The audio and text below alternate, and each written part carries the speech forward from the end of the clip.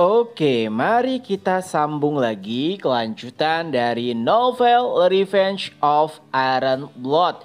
Ya, ada alasan kenapa siswa-siswi dari Akademi Koloseo nampak begitu terkejut tak kala mereka mengetahui bahwa orang-orang yang akan menempati sebagian penginapan mereka adalah siswa-siswi dari Akademi Varangian. Itu semua karena siswa dari Akademi Varangian memiliki tubuh yang begitu besar. Setidaknya tinggi mereka di atas 195 cm. Siswa-siswi dari Akademi Varangian nampak begitu lega karena pada akhirnya mereka mendapatkan penginapan yang layak. Tentu saja mereka juga berterima kasih kepada Akademi Koloseo yang bersedia memberikan setengah kamar yang sebelumnya telah mereka sewa. Dan yang memimpi gerombolan dari Akademi Varangian adalah Bakiraga yang juga merupakan ketua OSIS. Nah, karena nampaknya mereka baru saja selesai latihan, suasana benar-benar menjadi tidak nyaman karena setiap orang bisa mencium bau keringat dari siswa-siswi Akademi Varangian. Tidak hanya itu, Bakiraga yang memimpin mereka juga langsung mengajak seluruh anggotanya untuk menyantap makanan yang telah disediakan. Lalu saat Bakiraga mengambil porsinya, itu membuat setiap orang dari Akademi Koloseo terkejut karena ternyata porsi yang diambil oleh Bakiraga begitu banyak. Tapi yang lebih mengejutkan adalah siswa-siswa lainnya mengatakan bahwa Bakiraga mengambil porsi yang lebih sedikit dibandingkan dengan porsi biasanya. Nah, walaupun awalnya suasana nampak tidak begitu kondusif, tak kalah siswa dari Akademi Varangian memasuki penginapan, tapi secara perlahan suasana pun kembali menjadi tenang. Tapi sayangnya itu tidak bertahan lama karena pada akhirnya terjadi cekcok antara siswa dari Akademi Varangian dengan siswa dari Akademi Koloseo. Nampaknya ada salah satu anggota dari Akademi Varangian yang tidak terima dengan apa yang dikatakan oleh anak-anak dari Akademi Koloseo. Ia pun langsung ikut campur di dalam perdebatan. Namanya adalah Bolason dari keluarga tentara bayaran. Tubuhnya memiliki tinggi 215 cm.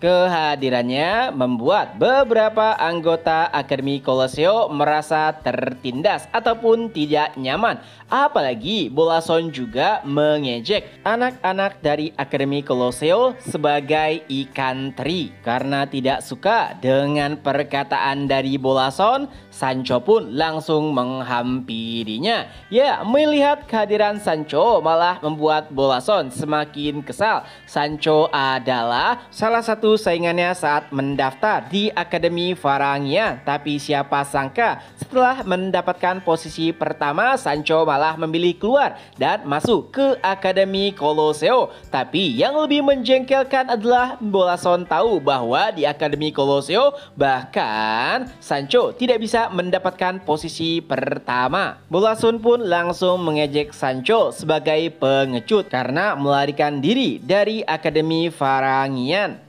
Bolason juga mengejek Sancho karena berada pada posisi kelima. Padahal saat memasuki Akademi Varangian ia bisa mencapai posisi pertama. Bolason berkata apakah Sancho dalam kondisi yang tidak baik saat berada di Akademi Koloseo? Tapi jawaban dari Sancho malah membuat Bolason lebih kesal lagi. Ia berkata tidak, itu malah sebaliknya. Saat aku mendaftar di Akademi Varangian, kondisiku sedang tidak baik dan aku masih mendapatkan posisi pertama. Adapun saat aku memasuki Akademi Koloseo, aku berada pada kondisi terbaikku. Perkataan Sancho juga menyiratkan bahwa Akademi Koloseo jauh lebih baik dibandingkan dengan Akademi Varangian. Tentu saja itu membuat Bolason lebih kesal lagi. Dan itu membuatnya lebih mengejek Sancho dan bahkan juga ikut mengejek Akademi Colosseo. Mendengar hal tersebut tentu saja murid-murid merasa tidak terima.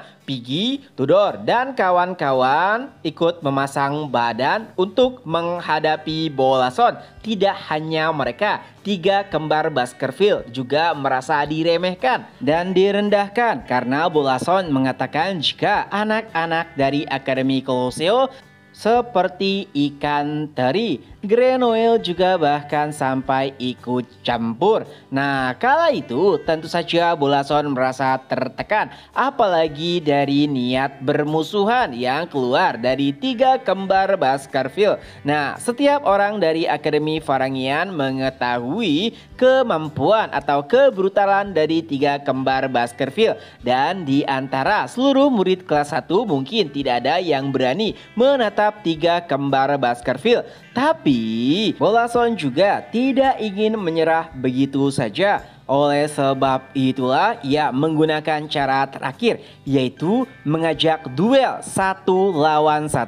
Dan yang ditantang oleh Bolason adalah peringkat pertama dari murid kelas 1 Akademi Colosseo. Dan kala itu pula seluruh mata pun langsung tertuju kepada Fikir yang masih menyantap makanannya dengan santai. Nah, sebenarnya ada satu hal yang tengah difikirkan oleh Fikir, yaitu karena ia telah menguasai bentuk ketujuh dari teknik pedang Baskerville, Fikir ingin cepat bisa menguasai bentuk ke-8. Apalagi Fikir juga nampak sangat percaya diri karena untuk menguasai bentuk ke-8 seseorang harus merasakan hidup dan mati, dan Fikir sudah pernah melalui masa-masa di ambang kematian.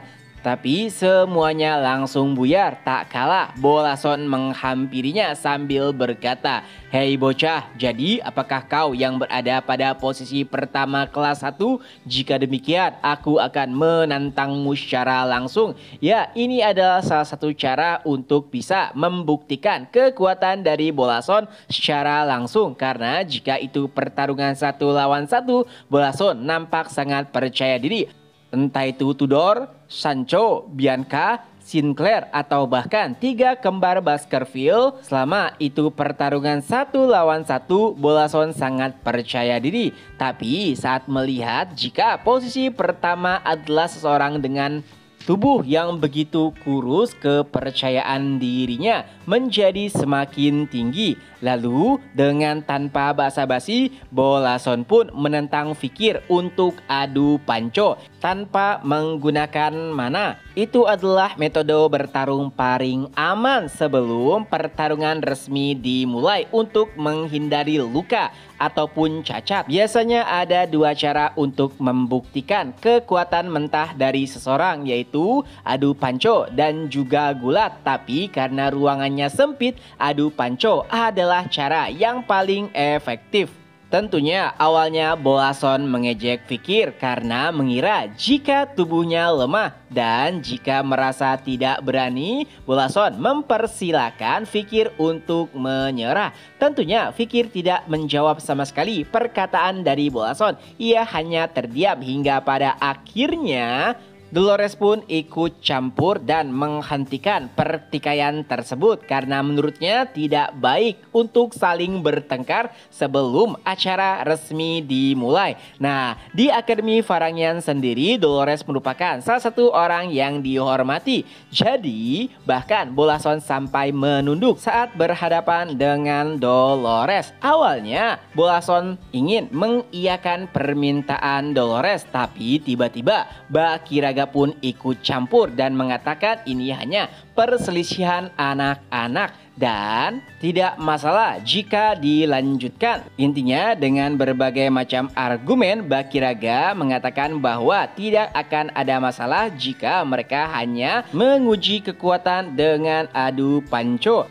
Nah, sayangnya Dolores juga tidak bisa menolak langsung apa yang dikatakan oleh Bakiraga. Apalagi Sancho dan yang lainnya juga tetap ingin melanjutkan pertarungan. Lebih tepatnya membiarkan Fikir untuk bertarung melawan Bolason. Dan pada akhirnya Dolores pun setuju. Tapi jika sesuatu hal yang buruk terjadi, ia akan turun tangan. Dan Bakiraga pun mengiyakan apa yang dikatakan Dolores. Singkat cerita, pertarungan Panco pun dimulai. Tentu saja awalnya Bolason mengintimidasi Fikir dengan kata-katanya. Tapi Fikir sama sekali tidak peduli. Dan saat pertarungan dimulai, Bolason pun langsung mengeluarkan seluruh kekuatannya untuk mengakhiri pertarungan. Seluruh murid dari Akademi Varangian juga meneriaki nama Bolason. Tapi yang terjadi, tangan Bolason sama sekali tidak bergerak, padahal ia telah mengeluarkan seluruh kekuatannya. Wajahnya dipenuhi dengan keringat dan tidak terjadi apapun. Tudor dan juga Sancho bahkan sampai terkekeh menyaksikan hal tersebut karena mereka juga merasakan hal yang sama saat berhadapan langsung dengan kekuatan mentah Fikir. Sekuat apapun tenaga yang dikeluarkan oleh Bolason, Fikir sama sekali tidak bergerak karena dari awal Fikir tidak ingin menang. Jadi yang ia lakukan hanyalah bertahan. Sudah beberapa menit berlalu dan pada akhirnya Bolason pun memutuskan untuk menyerah. Siswa yang awalnya menyoraki Bolason pun langsung terdiam karena tidak menyangka Bolason akan menyerah begitu saja. Beberapa orang mengkritiknya sambil berkata jika Bolason bertahan lebih lama mungkin ia akan menang. Tentu saja apa yang dikatakan lebih mudah daripada apa yang dirasakan langsung oleh Bolason karena ia seperti berhadapan dengan gunung besar. Tapi kekalahan Bolason juga membuat orang-orang dari Akademi Varangian penasaran. Bahkan beberapa murid kelas 3 juga ingin bertarung melawan Fikir. Dan pada akhirnya mereka yang ingin bertarung melawan Fikir pun mulai berbaris antri. Chapter pun berakhir. Nah, itulah kelanjutan dari novel Revenge of Iron Blood. Semoga terhibur. Ketemu lagi di next video. Bye bye.